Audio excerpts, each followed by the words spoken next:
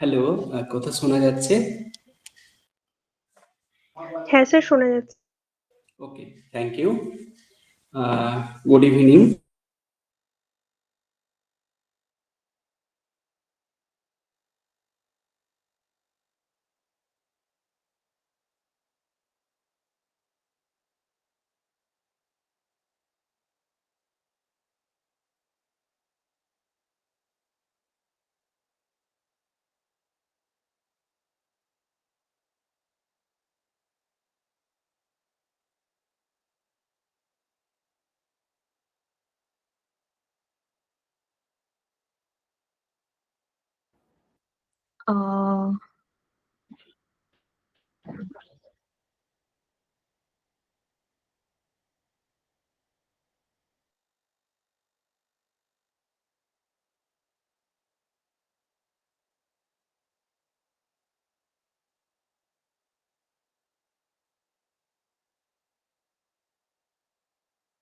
Welcome to Bharatiya Vidya Charcha researchers academy.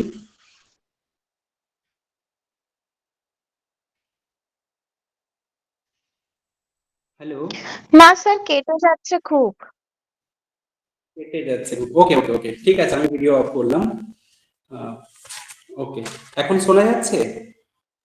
হ্যাঁ, এখন ঠিক আছে। ওকে ওকে ওকে, বেশ। গুড ইভিনিং, সকলকে ভারতীয় বিদ্যা চর্চাতে আমরা স্বাগত এবং অভিনন্দন জানাচ্ছি। We are very lucky that senior educator Ms. Toshiba Shukla madam is with us.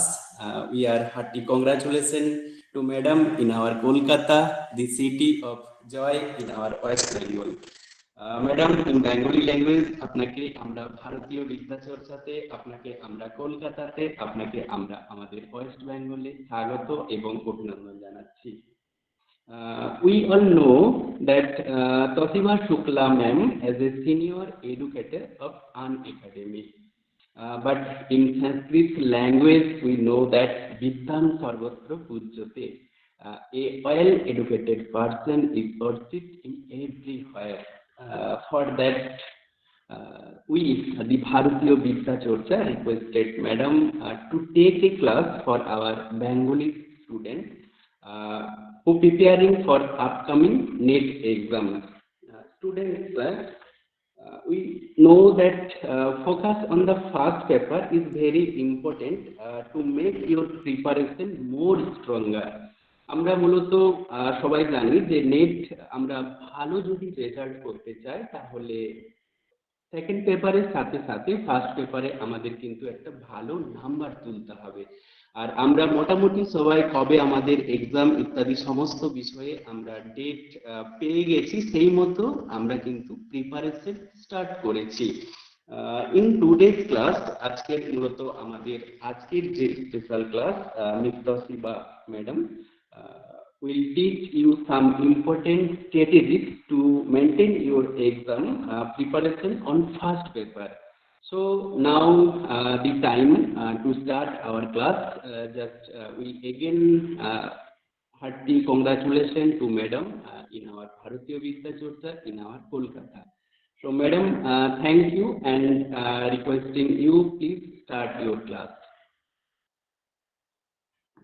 Yes, so thank you so much for the introduction. काफी बंगला में था, so I couldn't get most of it, but हाँ मुझे समझ में आया, आपने students को बता दिया मेरे बारे में. So hello everyone, and first of all, thank you so much for inviting me, having me here, and it's an absolute honor, pleasure to be amongst you, all of you.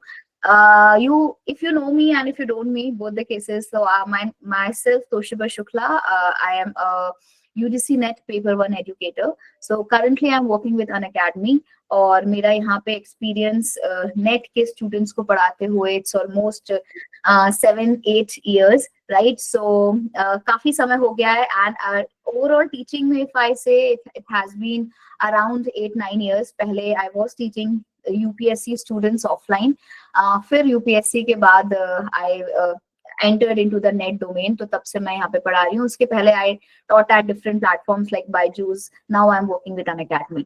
तो यहाँ पे जैसे कि सर ने बोला है कि अभी क्योंकि जो मैं बिल्कुल टाइम वेस्ट नहीं करूंगी. I am very particular about the time thing, because you know right now it's a very crucial time, and even I have been taking back to back classes. लेकिन आप लोगों के लिए I thought कि नहीं, it's a very good opportunity to meet and interact.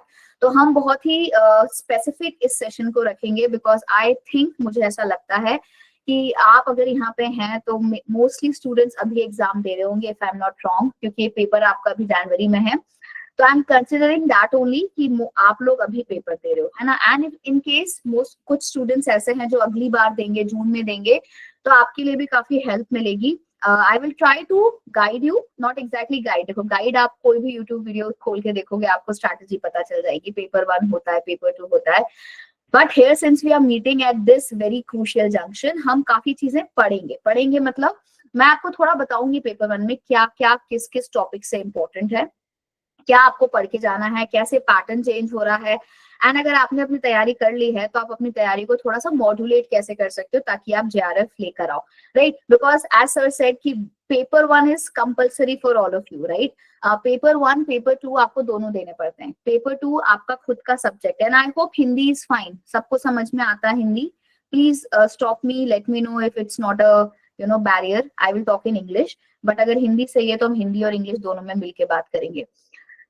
तो paper 1 सबके लिए कॉमन होता है, and rightly said it is also called as a king maker. मतलब अगर आपको नेट जेआरएफ क्वालिफाई करना है तो बिना पेपर 1 के आप नहीं कर सकते हो. आप एक डिसेंट मार्क्स ले आओगे, लेकिन अगर आपका पेपर 1 वीक है तो it is very difficult to qualify JRF, right. And paper 1 में you must be knowing there are 10 units, 10 unit होते हैं. Units are ranging from different domains. Teaching है, रिसर्च है, कम्युनिकेशन है, हायर एजुकेशन है, maths DI होता है, reasoning होता है. देयर आर सर्टेन चैप्टर्स जो कि थोड़े स्टूडेंट्स को टफ लगते हैं, जैसे सबसे बड़ा है लॉजिकल रीजनिंग, है ना. लॉजिकल रीजनिंग के साथ एनवायरमेंट है, then we have ICT. So computers का भी थोड़ा नॉलेज होना चाहिए. So it's like we have jack of all trades and master of none. Paper 1 का यही एक नाम है. लेकिन ट्रस्ट मी, अगर पेपर 1 को हम अप्रोच ऐसे करेंगे, अच्छे से पढ़ेंगे, तो it is not difficult. You can easily master it and you can make yourself very confident, right. So I am presenting a PPT. मैं आपके सामने एक प्रेजेंटेशन दूंगी यहाँ पे, जिसमें उसके माध्यम से ही मैं आपको चीजें बताऊंगी. पेपर 1 में आपको क्या क्या पढ़ना है, कैसे कैसे पढ़ना है, all these things, right. So allow me a second.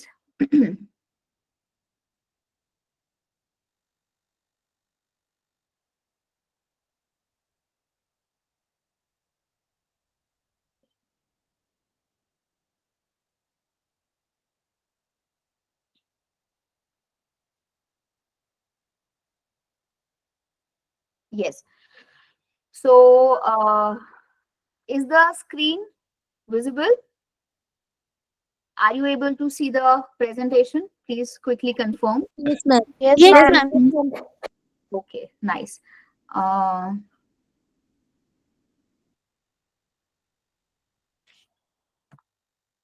I just need to check how can I change the slides.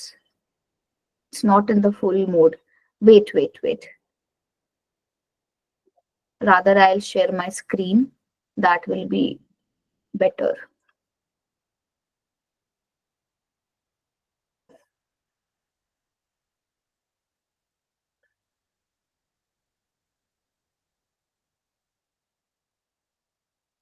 चलिए, so I hope it's visible, right? How to score maximum in your paper 1. This is myself.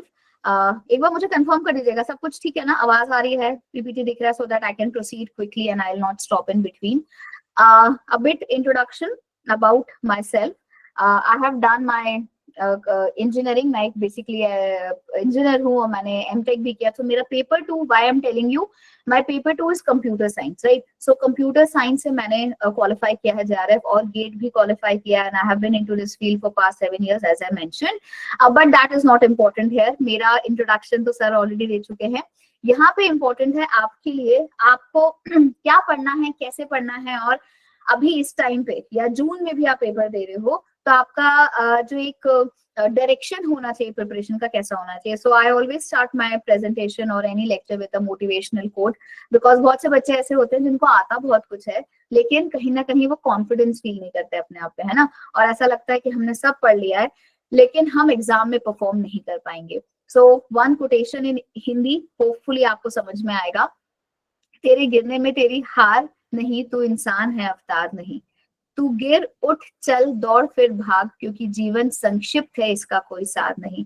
That means if you have fallen many times, if you have failed in the past, right, सबके साथ होता है. अगर आप बहुत समय से कोई एग्जाम दे रहे हो, आपको अभी सफलता नहीं मिली है, तो it's okay, it's totally fine. गिरना या फेलियर भी एक सक्सेस का एक पार्ट होता है ना. जो भी व्यक्ति सक्सेसफुल होता है, it is not an overnight thing. उसके पहले काफी सारे फेलियर्स रहे होंगे, तब जाके उसको सक्सेस मिला होगा. So always have this, because what I believe, किसी भी एग्जामिनेशन में जितना इंपॉर्टेंट कंटेंट होता है उतना ही इंपॉर्टेंट, थोड़ा सा कम, बट मोटिवेशन भी होता है और सेल्फ कॉन्फिडेंस भी बहुत होता है. ठीक है, तो मे बी अगर आप इस प्रिपरेशन में आगे और आप तैयारी कर रहे हो यूजीसी नेट की, जेआरएफ की, तो बहुत से स्टूडेंट्स को ऐसा लग सकता है, ये मीम सबने देखा होगा ना कि मैं कहाँ आ गया, राइट? फॉर एग्जांपल, अगर हम यूपीएससी की तैयारी करते हैं, we are preparing for civil services, after preparing and writing few prelims and mains, हमको ऐसा लगता है कि मैं इसमें क्यों आ गया, मैं क्यों आ गई, है ना, क्या सोच रहा था, अब तो मुझे लैंड करा दो, मुझे वापस जाना है. बट अगर ऐसा है, right, so do not worry, there could be like 2 situations for you. आप तैयारी कर रहे हो तो एक सिचुएशन ऐसा हो सकता है कि आप बोलो कि लिफ्ट करा दे, या यू कैन ऑल्सो से कि लैंड करा दे. अब सेकेंड वाला सिचुएशन तब हो सकता है जब आपके कॉन्सेप्ट क्लियर नहीं है, आपने तैयारी करी है लेकिन अच्छे से नहीं करी, और you don't know what to study, what to leave, because the syllabus is very elaborate. आपको दोनों के ही 10 यूनिट करने होते हैं, एंड पेपर 1 पेपर 2 दोनों के मार्क्स एक साथ कैलकुलेट होते हैं. आपको पेपर का पैटर्न पता होगा, कोई भी गैप नहीं होता. थैंकफुली नेगेटिव मार्किंग नहीं है, तो आप अभी फिलहाल के लिए सेफ हो, राइट? सो अगर ऐसी सिचुएशन है कि आप डरे हुए हो तो डू नॉट वरी, जून वाला अटेम्प्ट में अच्छे से ट्राई करना, and I am sure you will be able to say कि लिफ्ट करा दे. सो यहाँ पे एक क्वेश्चन मैं आपसे पूछती हूँ. For example, if you are able to see the screen, ये जो आपको क्वेश्चन है, प्रीवियस ईयर क्वेश्चन है, एंड अभी 2024 में ही ये आपसे पूछा गया था. इसमें आपसे पूछा है कि अन्यो अभाव, राइट, अत्यंत भाव, प्रज्ञ भाव, all these terms that you are seeing, ये जो टर्म्स हैं इनको देख के हमको डर लग सकता है, right, because these are all terms that are used in logical reasoning. ये इंडियन लॉजिक में हम यूज करते हैं, और मैं सिर्फ आपको पैटर्न बताना चाहती हूँ कि क्वेश्चंस कैसे आते हैं, राइट? फॉर एग्जाम्पल, ये आप क्वेश्चन देख रहे होंगे, इसमें आपको क्या करना है, आपको असेंडिंग ऑर्डर में लगाना है area under the forest cover. So ये क्वेश्चन देखे हमको ऐसा लगता है क्या ये यूपीएससी का क्वेश्चन है, क्या ये स्टेट पीसीएस का क्वेश्चन है, बिकॉज यूजीसी नेट में तो हम ऐसी उम्मीद नहीं करते. But that's what the paper, the pattern, अब ये चेंज हो रहा है, इवॉल्व हो रहा है. तो आप अगर ऐसे पुराने टाइप कोई गाइड बुक, या आजकल बहुत से बच्चे ऐसे होते हैं ना कि मैम इतना पढ़ के हो जाएगा क्या, मैम हम ये वाले नोट्स कर लें क्या, ये पीडीएफ पढ़ के नहीं. सो प्रिपरेशन अब सिर्फ एक डायरेक्शन में नहीं है, ये एक बहुत ही मल्टी डायमेंशनल अप्रोच है, right? And if you are preparing, you have to be someone जो कि काफी चीजों से वाकिफ है, अवेयर है, right? You should be well read. आपको newspaper, current affair, things happening around you सब पता होना चाहिए. तो फॉरेस्ट कवर, इसके लिए I am not sure if you have heard, there is this report जिसको हम बोलते हैं Indian state of forest report. अभी हाल ही में पिछले हफ्ते इसका नया एडिशन आया है, ये हर 2 साल में आती है. तो उसमें फॉरेस्ट का स्टेटस बताते हैं कि जैसे अभी पता चला कि उड़ीसा में फॉरेस्ट कवर सबसे ज्यादा हुआ है. तो ये इस प्रकार के क्वेश्चन आते हैं, इसलिए हमको करंट अफेयर भी पढ़ के जाना है ना? तो अगर हम ये स्टूडेंट्स को पढ़ाते हैं, so I usually teach them with the tricks. जैसे मैंने इसमें एक ट्रिक बताई थी कि अगर हमको फॉरेस्ट कवर याद रखना है सबसे ज्यादा, तो एक शॉर्ट फॉर्म है जिसका नाम है माचो, माचो मैन बोलते हैं ना, माचो। सो MACHO, राइट। और सबसे ज्यादा अगर इसमें हम आंसर देखेंगे तो आप देख सकते हो the answer is 2 which is CDBAE। Maharashtra है, फिर उड़ीसा है, then you have Chhattisgarh, then you have Arunachal and you have Madhya Pradesh last में। तो आपको असेंडिंग ऑर्डर में करना है, मतलब सबसे कम से लेके सबसे ज्यादा। And as a matter of fact आपको बेसिक नॉलेज पता होना चाहिए कि फॉरेस्ट कवर सबसे ज्यादा MP में। MP is very famous for forest, बहुत सारे नेशनल पार्क्स हैं, MP में टाइगर्स भी बहुत हैं। तो ये जो बेसिक फैक्ट्स हम सुनते हैं, अगर आपको ये क्वेश्चन नहीं भी पता था या आपने नहीं भी पढ़ा था, तो जब पेपर में ऐसा क्वेश्चन आएगा तो आप अपना जो बेसिक फैक्ट्स उसको यूज करो। इनमें से आपको क्या लगता है, आपने सुना है कि हाँ MP is a tiger state, MP is having so many national parks and all, तो मध्य प्रदेश कहीं ना कहीं सबसे लास्ट में आना चाहिए। तो you can easily eliminate 3 and 4th option, right. आपके पास 1 और 2 बचता है, तो आप बाकी में फिर then you can play around. अच्छा, MP के बाद आपको क्या लगता है कौन सा स्टेट हो सकता है? There could be some north eastern state, right, because north east में काफी सारे पेड़ हैं, वहां पे फॉरेस्ट कवर डिसेंट होता है। तो that's how you can approach the question. क्योंकि अभी पेपर अगर आप जनवरी वाला दे रहे हो तो आई एम श्योर उसमें भी कुछ ऐसे क्वेश्चंस रहेंगे जो आपको ऐसा लगेगा आपने नहीं पढ़ा है। तो one suggestion from my side, ये मैं अपने स्टूडेंट्स को भी बोलती हूँ कि कभी भी क्वेश्चन देके घबराना मत, मतलब हमेशा वहां पे फाइट जरूर मारना। अगर आपको चारों ऑप्शंस नहीं भी आते, you will be easily able to eliminate 2 options and then you can come to your the correct option. तो यूजुअली JRF के हर्डल्स क्या होते हैं, जैसे सबने बोला, सर ने बोला, मैंने बोला कि पेपर 1 को हम अंडर एस्टिमेट करते हैं, मोस्ट ऑफ द टाइम हम रिविजन नहीं करते हैं, और अधिकतर बच्चे क्या करते हैं पेपर 1 के यूनिट्स छोड़ के जाते हैं कि अरे एनवायरमेंट तो बहुत बड़ा है, लॉजिकल रीजनिंग तो समझ में नहीं आता। लेकिन अगर आप ऐसा करके जा रहे हो तो आप ऑलरेडी अपने लिए कुछ रास्ते बंद कर दे रहे हो, because as mention by UGC की सारे सब्जेक्ट्स का इक्वल डिस्ट्रीब्यूशन होता है। तो अगर 50 क्वेश्चंस आ रहे हैं पेपर 1 में, 10 यूनिट है, तो यू कैन इजिली से कि 5 या 6 क्वेश्चंस हर यूनिट से आएंगे। और कई बार अपरेशन भी होता है, कई बार किसी यूनिट से ज्यादा पूछ लेते हैं। तो आपको अगर आप 2 या 3 यूनिट छोड़ के जा रहे हैं तो आप सोचिए आप 15 क्वेश्चंस ऐसे ही छोड़ रहे हो, आपका जो ऑलरेडी जो मार्क्स हो रहे हैं वो सिर्फ 35 में से हो रहे हैं, प्रॉब्ली 30 में से हो रहे हैं। तो आप सोचिए उसमें से भी आप गलत करोगे तो you will be landing around 25 correct questions, which is a very very bad approach, बहुत फेटल होता है। आपको इसमें सारे यूनिट्स करके जाना है, टाइम मैनेजमेंट बहुत इंपॉर्टेंट है। अभी एक टिप मैं दूंगी, not a trick but a tip, because अभी CBT पैटर्न वापस से आ गया है, कंप्यूटर में आप पेपर देते हो, उसमें क्वेश्चंस बहुत लंबे लंबे होते हैं, right. So you have to scroll, और ट्रस्ट मी क्वेश्चन टफ नहीं होता, क्वेश्चन का फ्रेमिंग ऐसा होता है कि क्वेश्चन बहुत ही लेंदी लगता है, तो हमको क्या होता है हम उसको देख के घबराते हैं। तो टाइम इज वेरी इंपॉर्टेंट, थोड़ा सा अपना रीडिंग का हैबिट डेवलप करिए। अगर अगली बार पेपर दोगे तो आपको क्वेश्चंस पढ़ने में कंफर्टेबल होना चाहिए, right. End of course you should not be very irresponsible, one again a very important tip, because बहुत बार ऐसा होता है क्वेश्चन में पूछा होता है इनकरेक्ट, हम कुछ नोन चीजें हमको दिखती है, हम एक्साइटेड हो जाते हैं और हम करेक्ट मार्क करके आ जाते हैं, या क्वेश्चन में बोला होता है करेक्ट बताओ, हमें लगता है शायद हो सकता है कुछ इनकरेक्ट पूछा है। तो always read the question properly, कभी भी बहुत ज्यादा घबरा कर या ज्यादा सॉल्व करने के कारण ऐसा मत करिए कि क्वेश्चन आप अच्छे से नहीं पढ़ो, which is very very important, right. So here you all must have seen this movie, I am sure, मतलब नहीं भी देखिए तो सुना होगा। If you are approaching the UGC net examination या JRF आप अप्रोच कर रहे हो, तो यहाँ पे बहुत इंपॉर्टेंट एक 3 चीजों को याद रखिएगा, right, which is actually the soul of any examination. किसी भी एग्जामिनेशन की प्रिपरेशन में आपको ये काम आएगा कि ये जो एक्टर है इनका नाम क्या है, NTR, right. You must have heard about him, you must have known, पता नहीं आप बंगला में आप पता नहीं बाकी दूसरी आपके अलग मूवीज देखते होंगे, बट ये साउथ का मूवी है, बट आजकल हर मूवी हर कोई देखता है, right. It's an age of globalization, we watch almost all the cinema. तो ये NTR है इनका नाम, है ना। तो यहाँ पे भी इस एग्जाम की भी एक स्ट्रैटेजी है, that is NTR। What is NTR? You have to have your notes, you have to have net and network, मतलब इंटरनेट के बिना आप नहीं पढ़ाई कर सकते हो। अगर आप ऐसा सोच रहे हो कि 4 बुक लेके कमरे में बंद होके आप पढ़ाई करोगे, तो नहीं, you cannot study without using good resource, good internet. You have to have a good network. Network मतलब इंस्टाग्राम या सोशल नेटवर्किंग साइट नहीं, you should have good number of people, ऐसे कुछ स्टूडेंट्स आपके साथ होने चाहिए, या दो भी हो, एक भी हो, जो एग्जाम दे रहे हैं, जिनको पता है कि क्या पेपर है, जैसे आपके सर हैं, अगर उनको पता है कि पैटर्न कैसा क्या है, तो आप, that means your networking is fine. आप ऐसे अलग से सिलो में जाके नहीं पढ़ रहे हो। Notes very very important. अगर आप ऐसे स्टूडेंट हो जो नोट्स नहीं बनाते हैं, है ना, बहुत से बच्चे होते हैं जिनको नोट्स बनाने की आदत नहीं होती, हम बुक से ही पढ़ लेंगे, ट्रस्ट मी, आप बहुत बड़ी गलती कर रहे हो, because until unless you make your own notes, और नोट्स भी बड़े ही प्रिसाइसली, एक नोट मेकिंग एक आर्ट होता है, जैसे कोई पेंटिंग करता है आर्ट में, नोट मेकिंग भी आर्ट है, कि हम एक पूरे पेज को कैसे 4 लाइन में लिख सकते हैं। So if you are accustomed, आपकी आदत है अच्छे नोट्स बनाने की, आपको एग्जामिनेशन की टाइम तक काम आएगा। मतलब क्या होता है, जब 2 दिन पहले आप एग्जाम देने जाओगे हॉल में, you cannot revise your entire book, है ना, and that is same for paper 2 as well।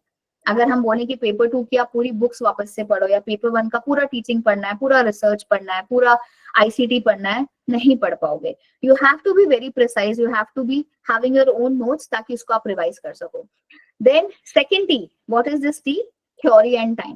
So you cannot skip the theory units. बहुत से students theory skip करते हैं, बहुत ज्यादा पढ़ना है, read करना है, नहीं करते। जैसे environment इसका एक best example है।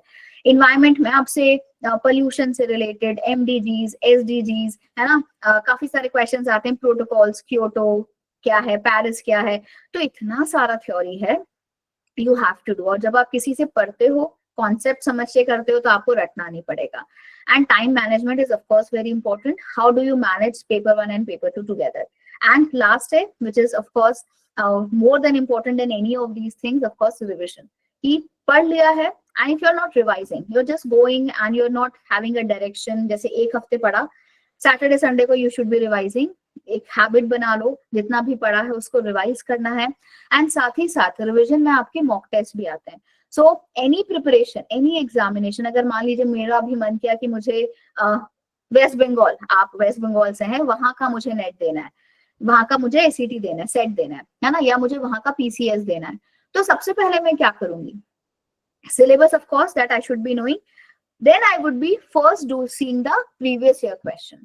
मैं सबसे पहले इंटरनेट पे जाऊंगी या कहीं पे भी जाऊंगी, मैं देखूंगी प्रीवियस ईयर में कैसे क्वेश्चन पूछे गए थे, अच्छा इसमें ये आया था, अच्छा ये वाला, हाँ ये तो मैं कर सकती हूँ।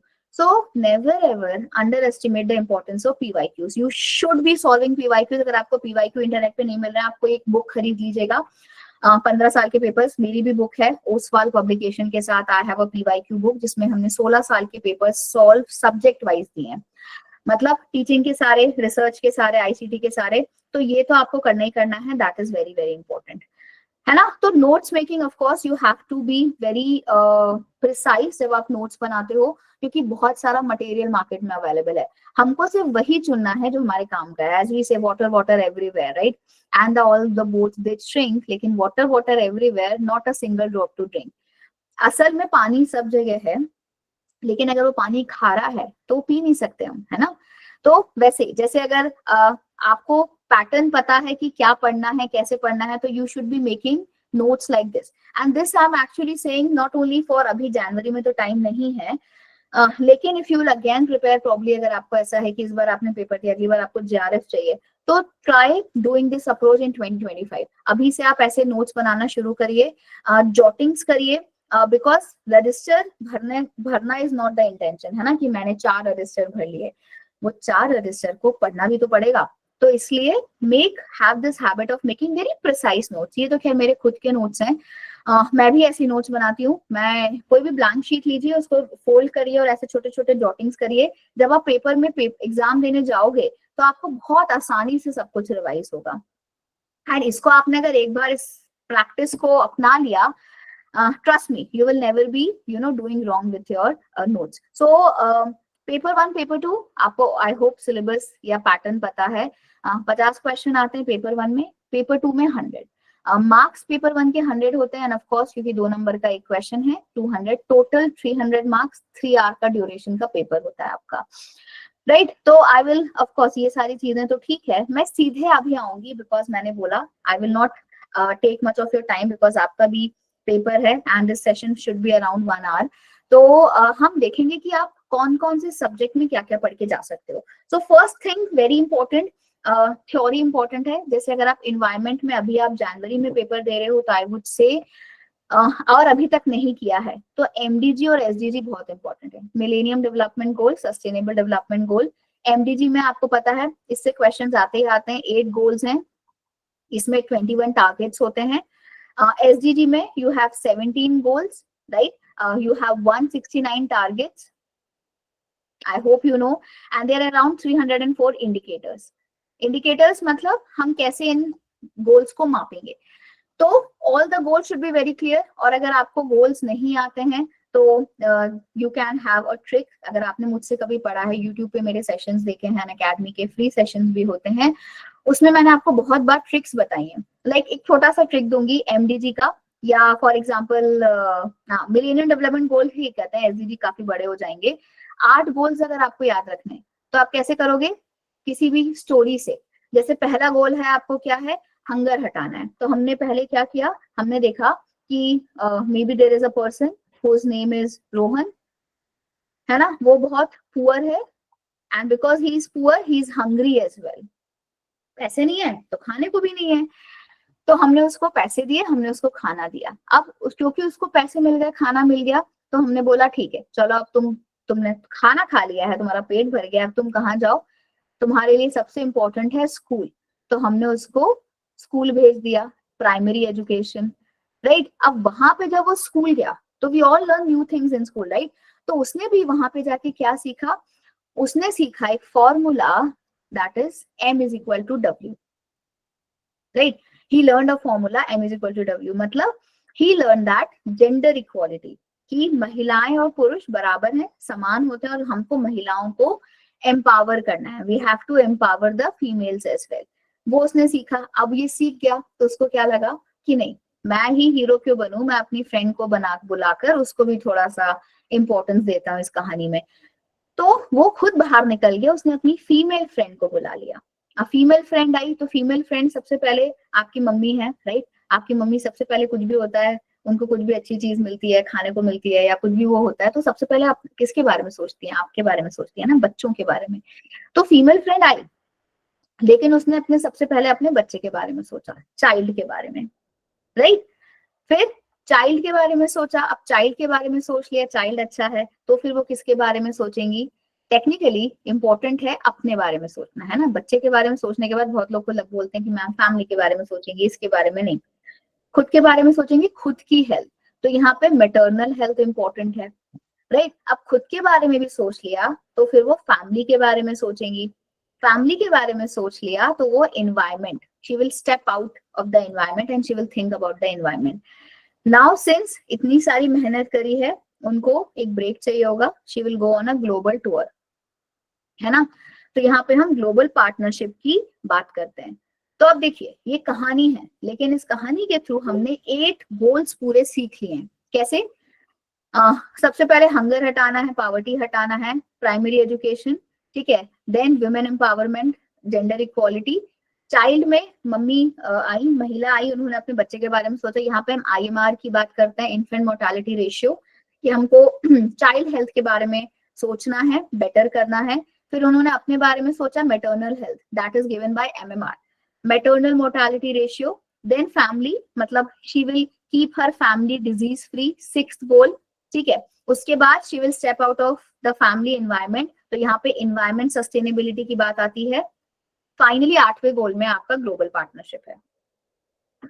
तो जैसे मैंने आपको अभी एक एग्जांपल दिया 8 गोल्स याद करने का, वैसे ही मैं ये 17 गोल्स भी बच्चों को याद करवा देती हूँ ऐसी कहानी से। And then never forget, because if you see the question paper, इसमें सीधे क्वेश्चन ऐसे आते हैं 5, 6, 7, 8 कौन कौन से गोल्स हैं, मैच करिए। सो आई मेक श्योर कि स्टोरी के थ्रू आपको याद रहे। सो अगर जनवरी में पेपर दे रहे हो, MDG SDGs अच्छे से करके जाना। Another common topic that they ask is, are the pollutants, because you know, maybe if you are in Bengal right now, but you know the condition of pollution in Delhi NCR right now, है ना। दिल्ली में बहुत pollution है। तो अभी आप आसपास क्या सुन रहे हो, आपने AQI का नाम सुना होगा, एयर क्वालिटी इंडेक्स, दिल्ली में AQI बहुत खराब है, तो वो आपसे AQI का फुल फॉर्म पूछ सकते हैं। वो आपसे पूछ सकते हैं कॉमन पोल्यूटेंट्स क्या क्या है, जैसे for example carbon monoxide, carbon dioxide, ground level ozone क्या होता है, प्रीवियस ईयर में उन्होंने पूछा है पीएम क्या है, एसपीएम क्या है, सस्पेंडेड पार्टिकुलेट मैटर क्या होता है, नाइट्रोजन ऑक्साइड क्या है, सल्फर डाइऑक्साइड क्या है, वीओसी का फुल फॉर्म पूछा है। एक बहुत कॉमन क्वेश्चन जो हर बार every alternate year they ask is smog. Smog देखा है, वो जो थिएटर में मूवी देखने जाते हो तो एक ऐड आता है इस शहर को हुआ क्या, है ना, धुआं धुआं। मतलब अगर आप कभी दिल्ली में रहे हो दिवाली के बाद ठंड में तो आपको बिल्कुल नहीं दिखता, विजिबिलिटी 0 होती है। और ये जो स्मॉग है ये कहीं ना कहीं एक पॉल्यूटेंट है। This is also called as photochemical smog. In fact 2 प्रकार के स्मॉग होते हैं, एक होता है समर स्मॉग, एक होता है विंटर स्मॉग।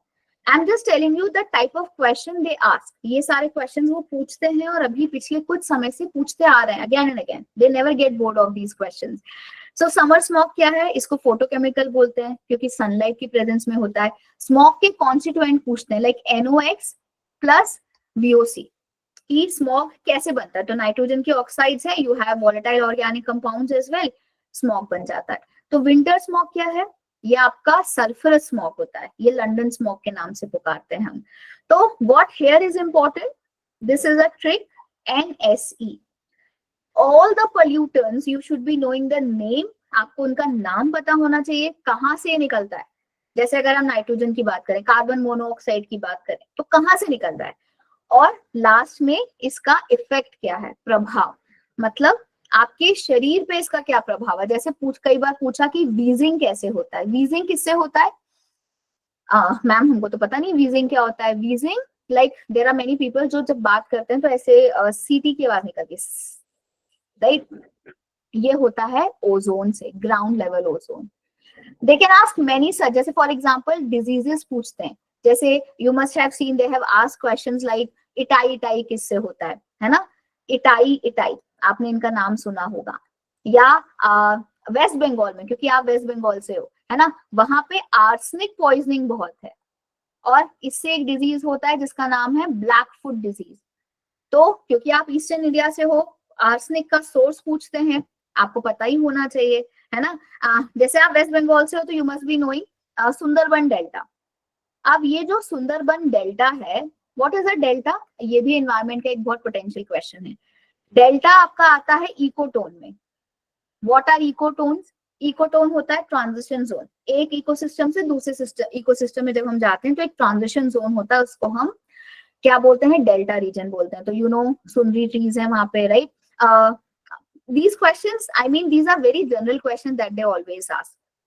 ये AQI इंडेक्स है, इससे उन्होंने बहुत बार प्रीवियस ईयर क्वेश्चन पूछे हैं कि इसके लेवल्स क्या हैं। So for example there are 6 colours और 8 पोल्यूटेंट्स हैं, 8 pollutants, they have asked the names of the pollutant as well, और लेवल्स क्या है, जैसे good, moderate, unhealthy, very unhealthy, hazardous, and also जो रेंज 0 से 50, 50 से 100, 100 से 150 या 200, 200, 300, like that you have to remember the range as well, है ना। अब another very important question that they ask are the pollution topic। अगर आप अभी पेपर देने जा रहे हो तो please make sure you do what is BOD, what is COD, और बायोमैग्निफिकेशन क्या होता है। बायोमैग्निफिकेशन एनीवन, किसी को पता है what exactly are BOD, COD, biomagnification, bioaccumulation? You can tell me in the chat section. Because these questions are asked, like biomagnification क्या है, अगर कोई pollutant है, like water bodies में pollutant बह के आते हैं और ये फूड चेन के अलग अलग लेवल्स पे accumulate होते जाते हैं। like अगर एक pollutant आया है, उसको बेसिक जो फर्स्ट लेवल है, फर्स्ट ट्रॉफिक लेवल है, छोटी छोटी मछलियों ने खाया, उन छोटी छोटी मछलियों को बड़ी मछली ने खाया, बड़ी मछली को और बड़ी मछली ने खाया, उसको ह्यूमन ने खाया। ये जो लेवल है, right, the level of this pollutant is increasing. We call it as what? We call it as biomagnification, right? So here, okay, you can say, you can write in the chat section. I actually don't have right now, we don't have the liberty to be taking the voice type of answers. अगर आपको कुछ है तो chat box में लिखिएगा, I will be reading it. Right. और इसके अलावा प्लीज वाटर पोल्यूशन की डिजीजेस भी पढ़ के जाइएगा। Now what is BOD and COD? Biochemical oxygen demand, chemical oxygen demand. इससे रिलेटेड भी क्वेश्चन आते हैं कि पानी के अंदर जो ऑक्सीजन है, राइट, वो एक डिसॉल्व्ड ऑक्सीजन रहती है, लेकिन जब पोल्यूशन होता है तो ऑक्सीजन की डिमांड बढ़ जाती है। क्यों? बिकॉज बैक्टीरिया आता है, एरोबिक बैक्टीरिया है, बैक्टीरिया वेस्ट को डिग्रेड करता है एंड ये ऑक्सीजन की डिमांड होता है, राइट। सो अगर मान लीजिए कोई क्वेश्चन है, आपसे पूछा कि अगर किसी वाटर बॉडी में बीओडी ज्यादा है, मोर बीओडी, तो आप क्या समझोगे? The BOD is more, that means that there is a lot of waste in that particular water body, because more the quantity of waste, the more bacteria is coming and the more amount of oxygen they are requiring to decompose this particular waste. Getting my point? These are the concepts that they are asking. So what I'm trying to say, because obviously I cannot teach in 1 hour the entire paper one, I'm just telling the approach, how you can approach, and these are the things you have to make sure कि आप उसको अच्छे से पढ़ रहे हो, right? I'll change the slide. And another very important type, the question is related to your energy. Energy sector अच्छे से पढ़ के जाना। अभी आपको पता है बहुत सारा न्यूज में रहता है ISA, इंटरनेशनल सोलर अलायंस। अभी हाल ही में करंट अफेयर में हमने देखा COP29 हुआ है। If you are reading newspapers, if you are following what is happening around, COP29 happened at Baku, है ना। बकू अजरबैजान वहां पे हुआ है, और बकू में ही जो डिसीजंस लिए गए। So for that I have made a video on my Unacademy का यूट्यूब चैनल, जिसमें मैंने आपको ये डिटेल में समझाया स्टूडेंट्स को कि COP29 क्या है, क्या क्या प्रिंसिपल्स हैं, क्या इसमें डिसीजन लिए गए, ऑल दीज थिंग्स। तो हमको एनर्जी बहुत अच्छे से पढ़ के जाना है। एनर्जी में हमको सोलार एनर्जी पढ़ना है, हमको विंड पढ़ना है। Like for example, I tell you one quick example.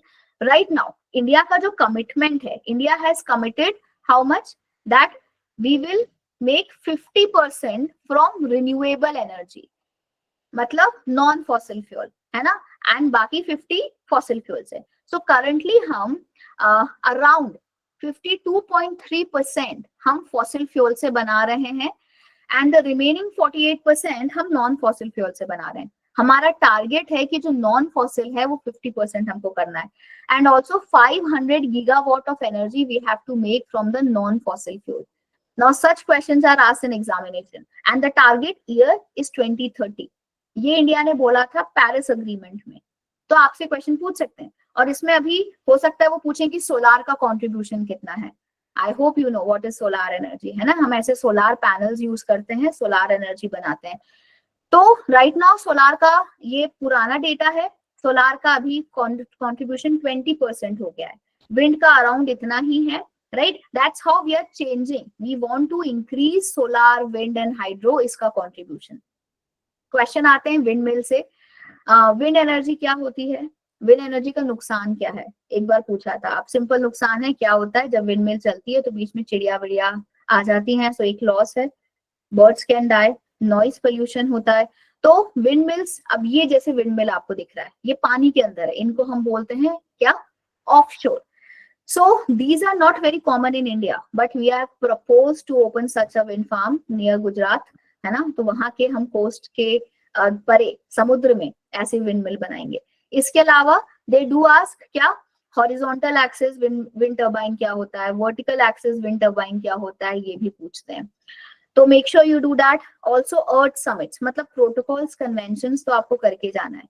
हर बार एक सवाल होता है क्योटो से रिलेटेड, पेरिस से रिलेटेड, अर्थ समिट क्या है ना, फंक्शनिंग। सो ये इन्वायरमेंट का मैंने आपको ब्रॉडली बता दिया।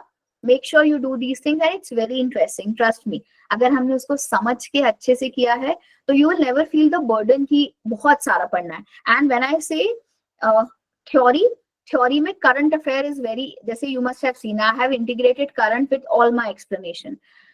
Current affair is very important when we talk about environment और higher education as well. जैसे higher education एक टॉपिक है, उसमें आपसे रैंकिंग पूछते हैं, NIRF रैंकिंग आपने सुना होगा, है ना। उसमें आपसे एश रिपोर्ट के बारे में पूछते हैं, all India survey on higher education. जैसे एक क्वेश्चन आया था, what is gender parity index. तो जेंडर पैरिटी क्या होता है, मतलब कितनी लड़कियां एजुकेशन ले पा रही हैं कंपेयर टू लड़के। है ना। तो ये या तो 0 से कम हो सकता है या 1 से ज्यादा हो सकता है, तो एक रेशियो होता है। That's how the questions are framed. तो आपको ये भी पढ़ के जाना है। Also you should be knowing, very important, अगर आप जनवरी में पेपर दे रहे हो तो आपको क्या पता होना चाहिए, you should be studying NEP, है ना। A quick reminder कि नई शिक्षा नीति, national education policy, which is very important, every time the questions are asked. For example, they can ask the full form of ABC, Academic Bank of Credit. They can ask what is Nipun Bharat Abhiyan, है ना। It is a initiative for proficiency and basic understanding. जो निपुण भारत अभियान launch हुआ है। इसके अलावा questions पूछ सकते हैं, जैसे आपने सुना होगा परख पोर्टल क्या है, नया पैटर्न 5+3+3+4 क्या है। प्लीज मेक श्योर, अगर आप मुझसे नहीं पढ़े हो, आप खुद से पढ़ रहे हो, तो आपको ये सब पढ़ के जाना है। जनवरी में भी पेपर दोगे तो make sure you revise. And very important, higher education में commissions are very important. Like for example you must have heard about Kothari commission, Radhakrishnan committee. तो इंडिपेंडेंस से पहले, इंडिपेंडेंस के बाद भी, इंडिपेंडेंस के पहले कमीशन कौन से हैं, चार्टर एक्ट है ना, बहुत इंपॉर्टेंट है। मैग्ना कार्टा जिसको हम बोलते हैं इंग्लिश एजुकेशन का, the Wood's dispatch, right, you must have heard about Macaulay minute. तो इनके ईयर्स पढ़ के जाना है। लाइक मैकॉले 1835, मैग्ना कार्टा ये 1854 में आया, है ना। तो all these commissions, Hunter commission कब आया, एंड नॉट ओनली दिस, जैसे हंटर आया 1882 में, दे विल आस्क यू कौन से गवर्नर जनरल के अंडर आया। तो ये हिस्ट्री भी है। So paper 1 I am telling you, when you study paper 1 you have to study some bit of geography, some bit of history, some bit of current and teaching research तो है। तो teaching, अगर आप teaching research पढ़ोगे तो उसमें evaluation methods आपको पढ़ने हैं, उसमें आपको लेवल्स ऑफ टीचिंग पढ़ना है, memory level, understanding level, reflective level, right. उसमें आपको ऑनलाइन ऑफलाइन मेथड्स पढ़ने हैं, ब्लूम टैक्सोनॉमी पढ़नी है, right, very very important. Cognitive domain, affective domain, psychomotor domain में क्या क्या स्टेजेस आते हैं, सीबीटी मेथड क्या है, चॉइस बेस क्रेडिट सिस्टम क्या होता है, all these things you have to study. जैसे हायर एजुकेशन में I am talking about the current में आपको आजकल पूछते हैं जो आपका क्रेडिट फ्रेमवर्क है। I am not sure have you heard और not, credit framework, they have introduced new national credit framework. तो इसमें अलाइन कर दिया, they have integrated school education till your PhD. तो उसमें हर एक की ग्रेडिंग होती है, क्रेडिट्स दिए जाते हैं। जैसे अगर आपने पीएचडी कर लिया है तो वो लेवल सबसे हाईएस्ट है, उसमें 8 उसको असाइन किया है, राइट। सो 5.5, 5.6, 6 क्या है, 6.5 क्या है, that is also very important they ask. तो ये सारी चीजें हमको सुन के ऐसा लग रहा है कि पेपर 1, अगर आपको ऐसा लगता है कि बहुत इजी है, बिना पढ़े हो जाएगा, ये लास्ट के 1 महीने में पढ़ के आपका, I am sorry for the disturbance noise, please ignore it. तो 1 महीने में या 2 महीने में पेपर 1 नहीं होता है। It requires a detailed study and a detailed kind of concept clearing thing that will be actually very important. जैसे लॉजिकल रीजनिंग में आपने देखा होगा क्वेश्चन कैसे आते हैं, प्रमाण से रिलेटेड। प्रमाण क्या है, प्रत्यक्ष क्या है, अनुमान क्या है। Not only this, they ask the philosophies as well. जैसे बुद्धिज्म, जैनिज्म की फिलोसफी क्या है, चरवाक क्या होता है, सांख्य न्याय स्कूल क्या है, वैशिष्ट की फिलोसफी क्या बात करती है, एटॉमिक स्कूल क्या है, मेटाफिजिकल स्कूल कौन सा होता है ना। तो आस्तिक नास्तिक का डिफरेंस पूछेंगे। Now this is the part of your logical reasoning. तो लॉजिकल रीजनिंग में you should be aware of the words, like what is व्याप्ति। इफ आई आस्क यू व्याप्ति क्या है, व्याप्ति एक रिलेशनशिप है। किसके बीच का रिलेशनशिप, 2 शब्द हैं। जैसे अगर मैंने कहीं पे धुआं देखा, if I saw the smoke, seeing the smoke I can say that there must be fire as well, yes or no। तो इन दोनों के बीच में एक रिलेशन है कि अगर धुआं है तो आग है, आग है तो धुआं है। This relation is called as व्याप्ति, जिसको हम बोलते हैं ना कि अगर मैंने देखा कि ये माँ है और ये इनका बेटा है, बच्चा है, तो वो दोनों के बीच में एक ऐसा रिलेशन है कि माँ बच्चे से प्यार करेगी ही करेगी, नहीं, इट्स लाइक एन इनवेरिएबल कंकॉमिटेंस। इसमें कोई ऐसा वेरिएशन नहीं है। जैसे अगर मान लीजिए उनका स्पाउस है ना, हस्बैंड वाइफ है, तो हो सकता है वाइफ ना उतना प्यार करे, कोई प्रॉमिस किया था ये मुझे दिलाना, उन्होंने नहीं दिलाया, घुमाने लेके चलना, वो नहीं लेके गए, तो हो सकता है वो नहीं पूछेंगे खाना खाया कि नहीं खाया। लेकिन माँ के केस में ऐसा नहीं है ना, घूमना फिरना, gift doesn't matter, there are no external factors. Now this is the relationship, we call it as invariable concomitance, जो किसी भी एक्सटर्नल फैक्टर से इफेक्ट नहीं होता. अब ऐसे हम चीजें समझ के करेंगे तो आपको कभी भी रटना नहीं पड़ेगा. You never have to remember that Vyapti is actually the relation between Hetu and Sadhya, which is the major term and the middle term. तो major term हमारा middle term होता है reason, जो है यहाँ पे smoke, और major term होता है fire, right? तो इन दोनों के बीच का relation है, fire है तो smoke है, smoke है तो fire है. अब ये आपके सारे logical reasoning में important है. You also have fallacies as very important part. Fallacy एक तार्किक अपवाद, भ्रांति होता है. मतलब अगर मैंने बोला कि पेंगुइन्स ब्लैक एंड व्हाइट है और टेलीविजन शोज पुराने वो भी ब्लैक एंड व्हाइट है, तो पेंगुइन्स और टीवी शोज बराबर हो सकते हैं क्या? या मैंने बोला कैट और टाइगर, ये आपकी कैट फैमिली को बिलोंग करते हैं, फेलाइन फैमिली को, तो जितना टाइगर हार्मफुल है क्या कैट भी उतनी हार्मफुल है? इस प्रकार का अगर रीजन में एरर होता है तो हम उसको फैल्सी बोलते हैं. फैल्सी का सबसे कॉमन एग्जाम्पल है, जैसे आपकी मम्मी ने आपसे बोला कि आपको, जो आपने बोला कि मुझे घूमने जाना है, आपकी मम्मी ने बोला क्यों घूमने जाना है, तो आपने बोला मेरा दोस्त जा रहा है, तो आपकी मम्मी ऐसा बोल देती है ना कि अच्छा ठीक है, दोस्त कूदेगा तुम भी कूद जाओगे क्या? तो if your friend will jump of a cliff will you also do the same thing, जाओ कूद जाओ. Now this is, she is giving you a reason, but that reason is very fallacious. It's not actually the reason, है ना? So we have like many fallacies जो आपको पढ़नी है. Strawman fallacy, broken window fallacy, ठीक है? You have to do what is like red herring fallacy, ad hominem क्या है, ad verecundium क्या है, so many things. So if you haven't done fallacies, please देखना, fallacy से प्रश्न आता ही आता है. Next is square of opposition. ये भी लॉजिकल रीजनिंग में इंपॉर्टेंट, आई होप आपको पता होगा. इसमें बोलते हैं कि ये अगर ट्रू है तो फॉल्स क्या है. If all students are intelligent, true है, तो फॉल्स क्या रहेगा. So it's a like whole 1 hour topic, I can not teach you right now, but make sure you do that. Higher education में very important, every year they ask Swayam Prabha. तो आप अगर जनवरी में paper दे रहे हो, please make sure you do the channels of स्वयं प्रभा. तो 40 channels हैं, इसमें कुछ सीईसी मैनेज करता है, कुछ एनपीटीएल मैनेज करता है, कुछ इग्नू मैनेज करता है. Now they have, last year they have asked many channels from IGNOU. तो 17 से लेकर कुछ चैनल्स हैं जो इग्नू मैनेज करता है, जैसे सीईसी है, initial channel CEC, consortium for education communication, ये मैनेज करता है. एनपीटीएल आपकी इंजीनियरिंग से related, computer science, mechanical engineering, civil engineering, तो चैनल नंबर्स भी पूछते हैं. Getting my point? They do ask you digital initiative as well. जैसे ई यंत्र क्या है, फॉसी क्या है, नेशनल डिजिटल लाइब्रेरी क्या है, NMEICT क्या होता है, हमको सब पढ़ के जाना है. It's a lot. NEP तो पढ़ के जाना ही जाना है. टीचिंग में ब्लूम्स पढ़ के जाना, इंडिविजुअल डिफरेंस पढ़ के जाना. अभी एक बहुत नया पैटर्न आ रहा है, they are asking the integration. मतलब टीचिंग और रिसर्च, आपको लगेगा ये टीचिंग का क्वेश्चन है कि रिसर्च का है, क्या ये आईसीटी का क्वेश्चन है. They have started to follow this interdisciplinary approach. मतलब ICT का application in teaching, ICT का application in research. जैसे for example research है, research types of research पढ़ते हो, research methodology पढ़ते हो, तो आप जब research के steps पढ़ते हो, starting from choosing a topic, है ना, hypothesis, then of course you go for the data collection, analysis of data, सब कुछ हम जब करते हैं तो हर stage पे आपका ICT के tools use होते हैं. तो यू शुड बी नोइंग कि अच्छा ऐसा है. टीचिंग में भी आईसीटी का इंटीग्रेशन है. Like for example teaching aids जो है, तो जैसे कहूट क्या है ना, the new platforms that the teacher is using these days, be it presentation, be it the gaming, be it the like Mentimeter जिसमें हम क्विजेस करते हैं.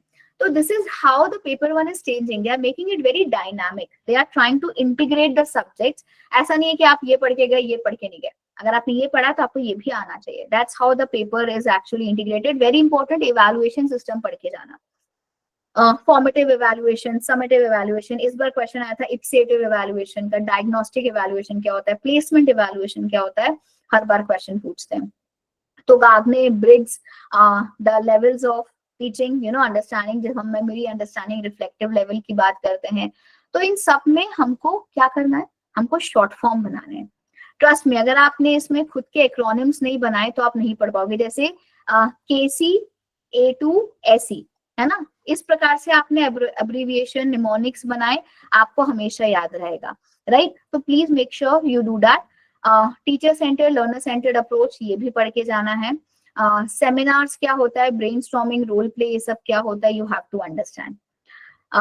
Then of course now we have questions, but coming back to your the other subject, जैसे communication है. I am actually running out of time, it's around 7:30. I can actually go on, right? इसमें कोई अंत नहीं है, but we are limited with time duration. तो communication में क्या पढ़ के जाओगे? Please make sure types of communication पढ़ के जाओ, है ना? Interpersonal, intrapersonal, mass communication क्या होता है, diagonal, graphene communication, formal communication क्या है, इनफॉर्मल क्या है, देन बैरियर्स आता है, मतलब फिजिकल बैरियर, साइकोलॉजिकल बैरियर, कौन कौन से जो है जो आपके कम्युनिकेशन में, जैसे अभी पीछे घंटी बज रही थी, है ना, देयर वाज सम नॉइज, तो ये हमारे कम्युनिकेशन में एक बैरियर था।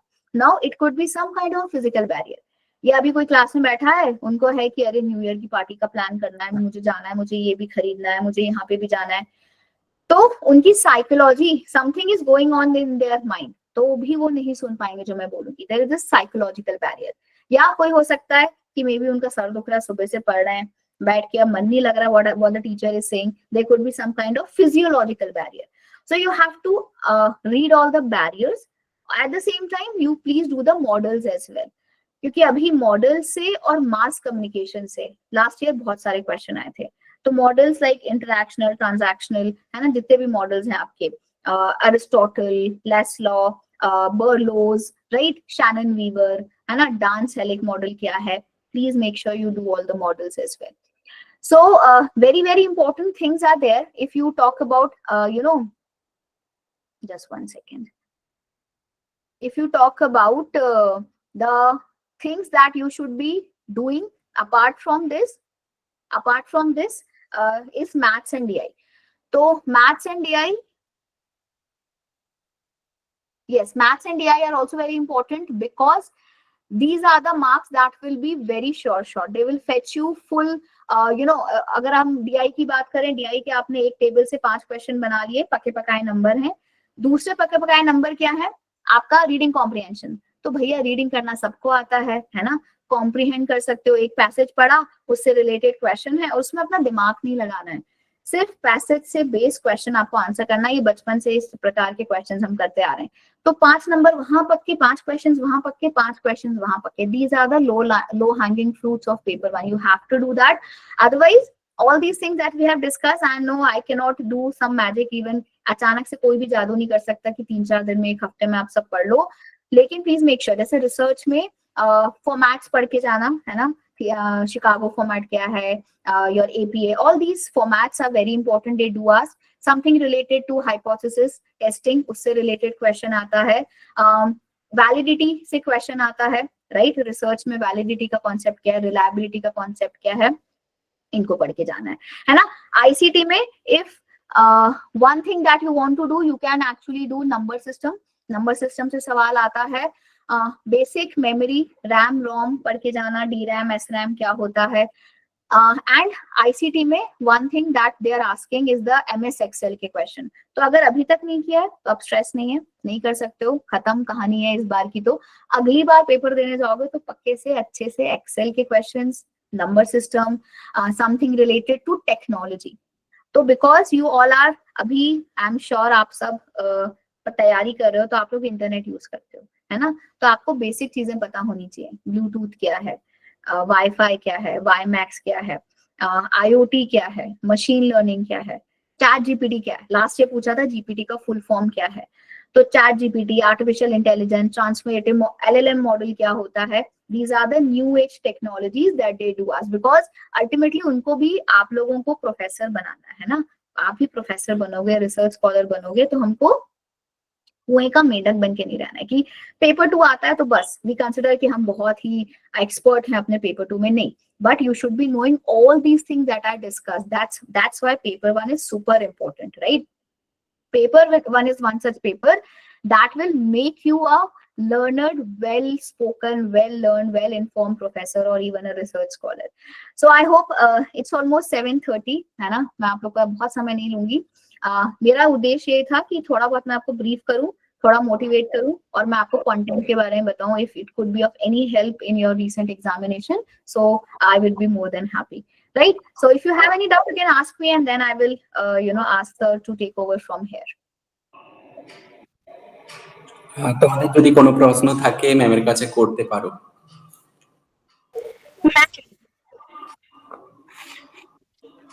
Hello ma'am, I am René. Hi, Rini. हाँ, कुछ पूछना था मैम आपसे. पूछिए पूछिए पूछिए. कॉप से ना भूल जाती हूँ मैं, याद नहीं रहता है कॉप. कॉप आपको सब याद करनी भी नहीं है. सी हम यूपीएससी का एग्जाम नहीं दे रहे कि हमको सारी कॉप याद रखनी है. हमको सिर्फ रीसेंट कॉप याद रखनी है जो अभी पिछले 3-4 साल की हुई है. और यूएनएफसीसी की कॉप ही ज्यादा पूछी जाती है.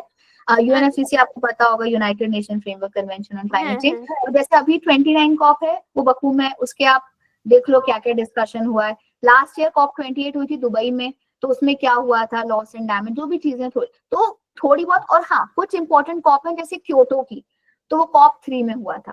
पेरिस की, वो कॉप 21 में हुआ था. तो आपको सिर्फ सिग्निफिकेंट कॉप याद रखनी है, बहुत सारी कॉप याद नहीं रखनी है. राइट? तो ये तो आप याद कर ही सकते हो. Thank you ma'am. Yes, welcome. Okay, any question? কারো কিছু আর জিজ্ঞাসা করার আছে ম্যাডামের কাছে?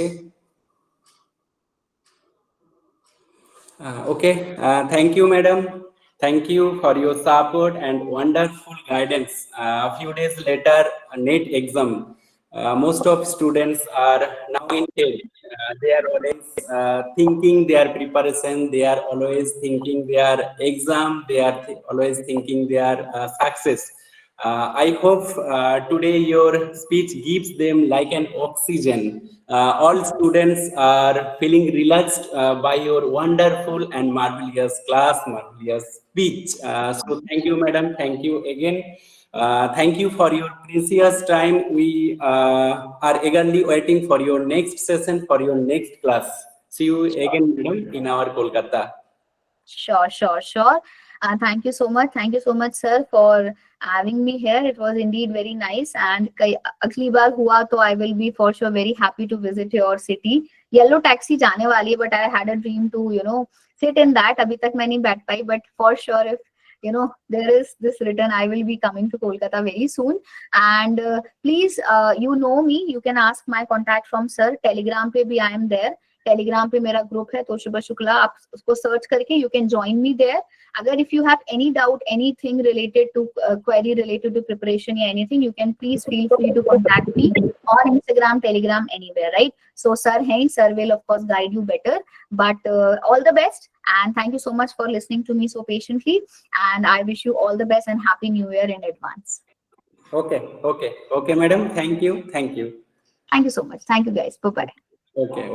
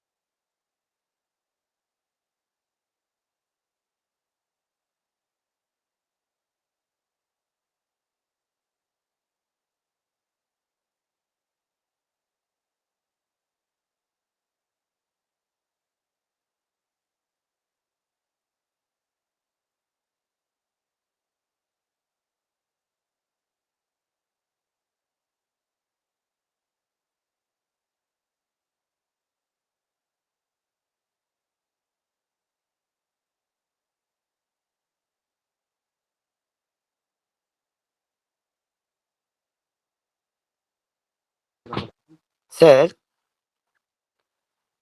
আমাদের স্টাডি ম্যাটেরিয়ালস কবে দেওয়া হবে স্যার?